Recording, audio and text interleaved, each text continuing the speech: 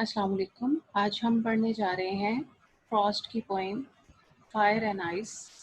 Fire and ice जो है वो रॉबर्ट फ्रॉस्ट ने 1920 में लिखी थी और 1920 में ही पब्लिश हुई थी वर्ल्ड वॉर वन के बाद।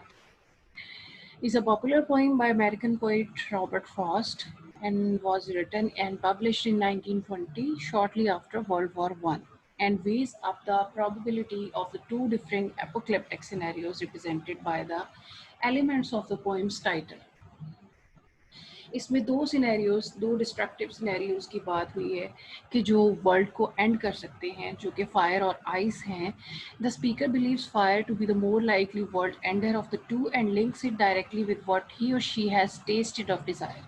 स्पीकर हमारे पास क्लियर नहीं है कि मेल है या फीमेल है, तो जो भी है वो यहाँ पे हमें बता रहा है कि फायर को वो समझता है कि ज़्यादा वर्ल्ड एंडर के तौर पे एक्ट कर सकती है क्योंकि उसने डिज़ायर को टेस्ट कर रखा है। डिज़ायर्स के बारे में जैसे हमारे पास हमारा एक कॉन्सेप्ट है कि डिज़ायर्स फायर से रिलेटेड होती हैं। हम डिज़ायर्स के लिए ज़्यादातर जो वर्ड्स यूज़ करते हैं, burning with desires, burning with emotions के वर्ड्स यूज़ करते हैं, तो फायर के साथ ज़्यादातर डिज़ायर्स को रिलेट किया जाता है। और जो हमारे पास आइस है उसको कोल्ड एक्सप्रेशंस, कोल्ड गेज या इस किस्म की चीज़ों के साथ जो कि गुस्से को शो करती है या नफ़रत को शो करती है, इंडिफरेंस को शो करती है। तो यहाँ पे जो फायर और आइस से मुराद लिटरल मीनिंग्स में फायर और आइस नहीं है, बल्कि फायर से मुराद डिज़ायर्स और ख्वाहिशें और वांट्स हैं, जबकि आइस से मुराद हेट्रेड और इंडिफरेंस है। तो पोइट के मुताबिक फायर और आइस जो हैं वो इक्वल सलाहियत रखते हैं वर्ल्ड को ख़त्म कर देने की, डिस्ट्रॉय कर देने की, तबाह कर देने की। लेकिन उसका अपना ये बिलीव है कि फायर में ये कैपेसिटी थोड़ी ज़्यादा है क्योंकि डिज़ायर्स के नाम पे जो है दुनिया में डिस्ट्रक्शन ज़्यादा हुई है as compare to hated. In an ironically conversational tone, the speaker adds that ice, which represents hate and indifference, would also be great as a way of bringing about the end of the world. देखिए, world को and कर देना कोई as such या उसको destroy कर देना कोई ग्रेट नहीं है, लेकिन वो आयरॉनिकल टोन में कह रहा है कि ये आइस भी जो है वो ये जो सलाहियत रखती है वो भी बड़ा ग्रेट इफेक्ट और सफिशिएंट होगी कि वर्ल्ड को डिस्ट्रॉय कर देने के लिए। In an which represent hate and indifference. In an ironically conversational tone, the speaker adds that ice, which represent hate and indifference, would also be great as a way of bringing about the end of the world. There are two reported inspirations from the poem. The first of these is Dante's Inferno, which is a poetic and literary journey into hell written in the 14th century. The other is a reported conversation Frost had with an astronomer in which they talked about the sun exploding or extinguishing fire or ice. इसका जो historical background है वो ये है, या inspiration जिनको हम कह सकते हैं कि डेंटे ने फ्रॉस्ट ने इंस्पिरेशन ली है डेंटेज इन्फर्नो से। डेंटे ने जो है वो हेल का बड़ा एक एलैबोरेटेड सा इमेज दिया है डेंटेज इन्फर्नो में, और बड़ी ज़बरदस्त इमेजरी है उसके अंदर। वहाँ से इंस्पिरेशन ली है फायर के हवाले से फ्रॉस्ट ने, जबकि उसकी आइज़ के हवाले से जो इंस्पिरेशन है वो ये है कि उसने एक एस्ट्रोनॉमर से डिस्कस किया कि किस तरह ये वर्ल्ड जो है वो एंड होगी। तो जिसमें कन्वर्सेशन जो है वो इस हवाले से है कि किस तरह सन एक्सप्लोड कर जाएगा या ख़त्म हो जाएगा, और जो ग्लेशियर्स हैं या जो आइस है वो बढ़ जाएगी दुनिया में, और एज ए रिज़ल्ट लाइफ ख़त्म हो जाएगी दुनिया से। और यहाँ पे आप फायर की बेसिस पे जो दुनिया का ख़ात्मा है वो उससे मुराद ये भी ले सकते हैं कि जिस तरह हम बात करते हैं बिग बैंग थ्योरी की, कि जिस तरह ये वर्ल्ड जो है जब वजूद में आई थी तो एक बहुत बड़ा धमाका हुआ था, एक्सप्लोजन हुआ था, जिसके रिज़ल्ट में वर्ल्ड जो है उसका वजूद हुआ था। तो ऐसे ही इसका एंड भी होगा कि एक बहुत बड़ा धमाका होगा, एक्सप्लोजन होगा, जिसके नतीजे में जो है वो हर तरफ आग ही आग हो जाएगी और दुनिया जो है वो ख़त्म हो जाएगी। एनीवेज ये तो लिटरल मीनिंग्स हैं, लेकिन एक्चुअली जो यहाँ पे वो आपको बताना चाहता है वो डिज़ायर और हेटर्ड की बाइस जो डिस्ट्रक्शन होनी है, और इंसानों ने खुद ही अपने आप को और अपने दूसरे फेलो बीइंग्स को ख़त्म कर लेना है, और उसके लिए कोई ज़रूरत ही नहीं पड़नी किसी फायर की या किसी आइस की कि वो पूरी की पूरी दुनिया को ढांपे और दुनिया को ख़त्म करे। इस सिलसिले में एक और भी जो है वो एक छोटी सी कहानी है जो अक्सर इस रेफरेंस में बताई जाती है कि एक साहब थे जो हुक्का पीते थे, तो उनका खादिम उनके लिए हुक्का गर्म करके रखता था उस टाइम पे, शाम के टाइम भी या दोपहर के टाइम भी, जिस टाइम पे उन्हें हुक्का पीना होता था। तो वो बुज़ुर्ग बड़े पहुँचे हुए थे, उनका खादिम जो है वो एक दिन उनका हुक्का गर्म करना भूल गया, और जब वो बुज़ुर्ग आए और उन्होंने पूछा कि मेरा हुक्का, तो खादिम कहता कि आग ख़त्म हो गई है अब तो मैं हुक्का गरम करना भूल गया। तो बुज़ुर्ग कहते कि आग लेकर आओ। अच्छा, खादिम ने हर तरफ से पता किया तो उसको आग नहीं मिली। तो बुज़ुर्ग बड़े गुस्से में आए और उन्होंने कहा कि आग लेकर आओ, चाहे जहन्नम से लेकर आओ। तो वो जो खादिम था वो पहुंचा, चलते चलते वो जहन्नुम में पहुंचा और उसने देखा कि वहाँ पे तो सब कुछ, कहीं भी आग नहीं जल रही, सब कुछ ठंडा है। तो उसने पूछा जहन्नुम के दारोगा से कि यहाँ पे आग क्यों नहीं है। तो जहन्नुम के दारोगे ने आगे से कहा कि जहन्नुम में अपनी आग नहीं होती, बल्कि हर शख्स अपनी आग साथ लेकर आता है। अपनी दूसरों से हसद की आग, अपनी डिज़ायर्स की आग जो उसकी पूरी नहीं हुई होती, और अपनी वो सब की सब जो अनफुलफिल्ड जो उसकी ख्वाहिशें होती हैं, उन सब की आग, जिसमें उससे तमाम जो है वो जितने भी गलत काम करवाए होते हैं, जितनी भी जेलसी होती है, जितना भी एनवी होता है, उन सब की आग जो यहाँ पे जहन्नुम में जलने वाले हैं वो अपने साथ लेकर आते हैं। ठीक है जी, तो ये तो एक थोड़ा सा एक रेफरेंस था या थोड़ी सी एक रेलेवेंस थी कि फायर और आइस के साथ किस तरह दुनिया ख़त्म होगी। अब हम इसकी लाइंस पढ़ते हैं। Some say the world will end in fire, some say in ice. From what I have tasted of desire, I hold with those who favor fire. कुछ लोग कहते हैं कि दुनिया ख़त्म होगी फायर में, और कुछ कहते हैं कि आइस में, लेकिन मैं चूँकि डिज़ायर टेस्ट कर चुका हूँ, मैं ये ओपिनियन रखता हूँ कि फायर में एंड होगी दुनिया। I think I know enough of hate to say that for destruction ice is also great is also great and would suffice. लेकिन मेरा ख्याल है कि हेट भी इतना इनफ जो है वो रखती है डिस्ट्रक्टिव एलिमेंट कि आइस भी जो है वो ग्रेट वर्क कर सकती है और सफिशेंट हो सकती है दुनिया को ख़त्म करने के लिए। आइस से मुराद, अब जैसे कि लाइन से ही आपको ज़ाहिर है कि यहाँ पे कोई लिटरल आइस या ये लिटरल फायर की बात नहीं हो रही है कि दुनिया को ख़त्म कर देगी, बल्कि यहाँ पे कोल्ड जो आपके एक्सप्रेशंस हैं या कोल्ड फीलिंग्स हैं वो आपके हेटर्ड को और इंडिफरेंस को शो कर रहे हैं, और जो आपके डिज़ायर्स हैं वो फायर को शो कर रहे हैं। The speaker weighs up two different scenarios for the end of the world. Some people think the world will end in fire, whereas others think ice is more likely. Based on speaker's experience with desire, he or she tends to agree with those who believe fire is more likely scenario. If the world were to end twice, however, the speaker feels that based on his or her knowledge of human hatred, ice would be an equally powerful method of destruction and would do the job sufficiently. ठीक है जी, वही जो हमने discuss किया lines में, उसी को summarise यहाँ पे किया हुआ है। Fire and ice themes, theme of hatred, theme of desire, and the end of the world. Despite its light and conversational tone, Fire and Ice is a bleak poem that highlights human beings' talent for self-destruction.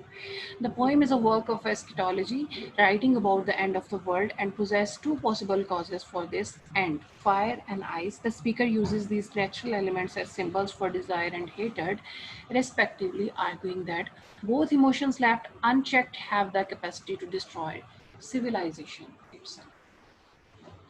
जनाब tone जो है poem की बड़ी light है, बड़ी conversational है, जैसे आप वैसी बात कर रहे हो, अपना ओपिनियन दे रहे हैं और ये कह रहे हैं कि कुछ लोग इस बारे में ये कहते हैं, कुछ लोग इस बारे में ये कहते हैं, लेकिन मैं इस बारे में ये ख्याल रखता हूँ। लेकिन उसके बावजूद ये पोइम में जो इंटेंशंस है पोइट के, वो जो बताना चाह रहा है इस लाइंस के थ्रू ये है कि किस तरह जो ह्यूमन बींग्स हैं वो सेल्फ डिस्ट्रक्शन का टैलेंट उनके पास है। वो सेल्फ डिस्ट्रक्शन जो है उनकी वर्ल्ड का जो एंड कॉज कर सकती है। चाहे आप ह्यूमन बींग्स की डिज़ायर्स की बात कर लें, डिज़ायर्स में बर्निंग विद डिज़ायर, डिज़ायर चाहे कुछ पाने की हो, कुछ अचीव करने की हो, किसी दूसरे शख्स को अचीव करने की हो, कोई अपनी ख्वाहिशों को पाने की हो, कोई वो ख्वाहिशें प्रोफेशन के हवाले से हो सकती हैं, वो ख्वाहिशें लव के हवाले से हो सकती हैं, ठीक है, वो ख्वाहिशें पावर के हवाले से हो सकती हैं। किस तरह जो है वॉर्स होती हैं दुनिया में, वर्ल्ड वॉर 2 का वर्ल्ड वॉर 1 के बाद जो है ये पोएम लिखी गई है, तो इसमें डिज़ायर जो है वो पावर हासिल करने की भी हो सकती है कि किस तरह पावर हासिल करने के लिए ह्यूमन बीइंग्स अपने ही फेलो बीइंग्स को किस तरह से ख़त्म कर रहे हैं, मार रहे हैं, काट रहे हैं और सिर्फ अपनी पावर के हसूल के लिए। ठीक है, तो ये सेल्फ डिस्ट्रक्शन, इस किस्म की अपने ही फेलो बीइंग्स की डिस्ट्रक्शन और फाइनली जो अपनी ही डिस्ट्रक्शन काज करेगी और फाइनली इस वर्ल्ड का एंड हो जाएगा इसी वार में, इसी पावर के हसूल की ख्वाहिश में। ठीक है, लेकिन जो आइस है वो कह रहा है कि जो हेटर्ड है वो भी उतनी ही पावर रखता है। इंडिफरेंस जो है, किसी दूसरे की फीलिंग्स से बिल्कुल ही इंडिफरेंट हो जाना, किसी दूसरे की जो है वो ख्याल ना करना, किसी दूसरे की नेसेसिटीज़ को इग्नोर कर देना, तो वो वाली हेटर्ड भी उतना ही कैपेसिटी रखती है इस दुनिया को ख़त्म कर देने का जितना कि फायर, जितना कि डिज़ायर रखती है। The speaker begins by relating that when it comes to how the world will end, some people favor fire and some ice. At this early stage of the poem, the two elements would easily relate to a natural disaster, but as soon as those more naturalistic ends to the world are suggested, the poem changes direction and makes it clear that fire and ice are symbols not of natural disasters but of humanity's ability to create disasters of its own. Natural disasters की start में बात कर रहा है कि कुछ लोग कह रहे हैं कि जी फायर के साथ दुनिया ख़त्म हो जाएगी, एक्सप्लोजन होगा या दुनिया में आग फैल जाएगी जिसके नतीजे में तमाम जो लिविंग थिंग्स हैं वो ख़त्म हो जाएंगी, जलकर खाक हो जाएंगी। और कुछ लोग जो हैं वो ये कहते हैं कि सूरज जो है वो ख़त्म हो जाएगा, अपने आप ख़त्म हो जाएगा या फट जाएगा और एज ए रिज़ल्ट दुनिया में सन लाइट ख़त्म हो जाएगी, सन का वार्मथ ख़त्म हो जाएगा, तो आइस ग्लेशियर्स बढ़ते जाएंगे और एज ए रिज़ल्ट लाइफ जो है ख़त्म हो जाएगी, आइस सारी की सारी लाइफ को खा जाएगी। लेकिन जैसे जैसे हम आगे लाइंस की तरफ बढ़ते जाते हैं तो हमें पता चलता है कि ये नेचुरल डिज़ास्टर्स की बात नहीं हो रही बल्कि सिम्बॉलिकली बात हो रही है फायर की, जहाँ पे फायर से मुराद स्पीकर का मतलब है desire, and from the speakers limited personal experience the speaker knows desire to be a powerfully destructive force. Humanity then could bring about the end of the world through passion, anger, violence, greed, and bloodlust. Indeed, the fire now seems like image of warfare too. Indeed, the poem was written shortly after end of World War I. ठीक है जी, fire जो कह रहा है poet का अपना experience है कि जैसे जो डिज़ायर्स होती हैं, जो अनफुलफिल्ड डिज़ायर्स होती हैं, वो किस तरह जो है वो फायर की तरह होती हैं, खुद को भी जलाती हैं और दूसरों को भी नुकसान देती हैं, और किस तरह जो एंगर है और वायलेंस है और ग्रीड है और लस्ट है और जो वॉर इटसेल्फ है वो किस तरह से जो है वो फायर जैसा उनका सबका जो है वो एलिमेंट है और किस तरह डिस्ट्रक्टिव उनका जो पर्सपेक्टिव है वो फायर की तरह है। जिस तरह फायर हर चीज़ को जला के खाकस्तर करती जाती है, बिल्कुल इसी तरह एंगर भी जला के राख करता है और एनवी भी आपको जला के ऐसे ही राख करता है, वायलेंस भी ऐसे ही जला के राख करती है, और वॉर जो बजाते खुद है वो भी एक जलाने वाली चीज़ है, जला के खाक कर देने वाला एलिमेंट है। Now the speaker feels fire is likely way of humanity to destroy itself and the world. The speaker also feels that human beings' capacity for destruction is too great. that it could bring about this destruction more than once. Here, the speaker present ice as another method of ending it off, aligning it with hatred.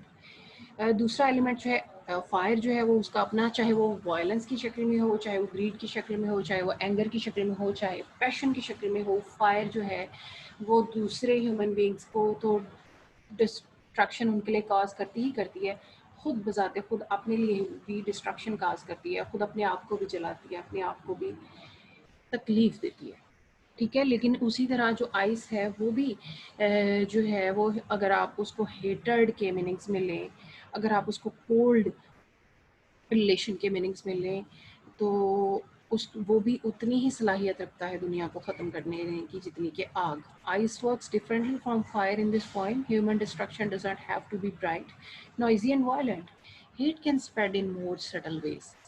बड़ी खूबसूरत lines हैं जी कि इंसानों की destruction को ज़रूरी नहीं कि ब्राइट वे में और बड़े नॉइजी और बड़े वायलेंट वे में होना चाहिए। आप खामोशी से भी, आप इंडिफरेंस से भी, आप एक ठंडे जो है वो बिहेवियर से भी किसी दूसरे को मार सकते हैं, ठीक है। आइस की तरह कोल्ड बिहेवियर के साथ भी आप दूसरे को मार सकते हैं, और आइस इसको ज़्यादा बेहतर तरीके और ज़्यादा खामोशी से कर देती है एज़ कम्पेयर टू फायर की ब्राइटनेस और नॉइज़ और वायलेंस से, ठीक है जी। Ice has connotations of coldness and indifference, and so a possible reading here is that the end of the world could be brought about by inaction rather than some singular major event. A contemporary reading could map climate change onto ice here. If people fail to act over humanity's effect on the climate, it will gradually but certainly bring about destruction. जनाब वो कह रहा है कि आपको शोर मचाने की ज़रूरत नहीं है, आपको कुछ एक्ट करने की ज़रूरत नहीं है। जो आपका इंडिफरेंस है, जो आपका हेट है, या जो आपकी कोल्डनेस है, जो आपका जो है बिहेवियर है कोल्ड, वो किसी को बड़े आराम से बग़ैर कुछ किए ही मार देने के लिए काफ़ी होता है। By the poem's end, though, the choices between ice and fire starts to seem a little false, particularly as the speaker's tone is so casual and even glib. Ice and fire, though utterly different in literal sense, here represent one at the and the same thing, the destructive potential of humanity. Either method will suffice to bring about the inevitable end of the world. In just 9 short lines, then, Fire and Ice offers a powerful warning about human nature. Finally, it's important to notice something that isn't in the poem, any hint of the possibility that humanity won't end the world. जनाब यहाँ पे जो है वो दोनों 9 lines में बड़ा जो है कॉम्प्रिहेंसिव सा बयान कर दिया गया है कि जो ह्यूमन फीलिंग्स और इमोशंस हैं वो किस तरह जब अनचेक्ड या अनकंट्रोल्ड हों, चाहे वो फायर की शक्ल में उसके डिज़ायर्स, उसके इमोशंस, उसके एंगर, उसका एनवी, या उसका वायलेंस हो, चाहे वो आइस की शक्ल में उसका हेटर्ड, उसका इंडिफरेंस हो, दोनों ही जब अपनी लिमिट से बढ़ जाएंगे, दोनों ही जब अनकंट्रोल्ड होंगे, दोनों ही जब अनचेक्ड छोड़े जाएंगे, तो दोनों ही इक्वली डिस्ट्रक्टिव हैं, दोनों ही फेलो बीइंग्स को डिस्ट्रक्ट करेंगे, खुद अपने आप को डिस्ट्रक्ट करेंगे, और एज ए रिज़ल्ट वर्ल्ड को जो है वो डिस्ट्रक्शन की तरफ ले जाएंगे। दोनों ही इक्वली पावरफुल हैं डिस्ट्रक्शन के लिए। कुछ डिवाइसेस जो हैं, the first 2 lines also set up the poems की antithesis. Antithesis as the speaker considers whether fire और आइस, दोनों आपके पास जो हैं वो ऑपोजिट चीज़ें हैं, फायर और आइस। तो एंटीथेसिस आपके पास होता है कि जब आप दो ऑपोजिट चीज़ों को रिलेट कर रहे होते हैं, दो ऑपोजिट चीज़ों को बयान कर रहे होते हैं की जगह पे, will bring about the end of the world. At this stage in the poem, the symbolic meaning of these two elements is not apparent. Indeed, the speaker talks in a very simple language, almost as if gossiping about someone or something. Like some says the world will end in fire and some say in ice, almost as if gossiping about. This is all about luring the reader into false sense of security before the poem unleashes the diminishing depth of his thought. Antithetical जो है वो element use किया है fire और ice का, अगरचे हमारे पास start में इनके से अगर हम इनको लिटरल मीनिंग्स में भी लें, इनके सिंबॉलिक मीनिंग्स हमारे पास क्लियर नहीं हैं, लेकिन लिटरल मीनिंग्स में भी दोनों एक दूसरे के ऑपोजिट हैं। तो स्टार्ट से ही हमें आइडिया है कि यहाँ पे एंटीथेसिस यूज़ हो रहा है। This is all about luring the reader. The lines are balanced by anaphora. The two some say. Anaphora हमारे पास है, दो same words use हुए हैं दो lines में. Some say the world will end in fire and some say in ice. कुछ लोग कहते हैं some say हमारे पास repeat हुआ है, ये anaphora है हमारे पास, ठीक है जी। और हमारे पास टोन आयरॉनिक है, आयरॉनिक टोन जहाँ पे हमने बात की कि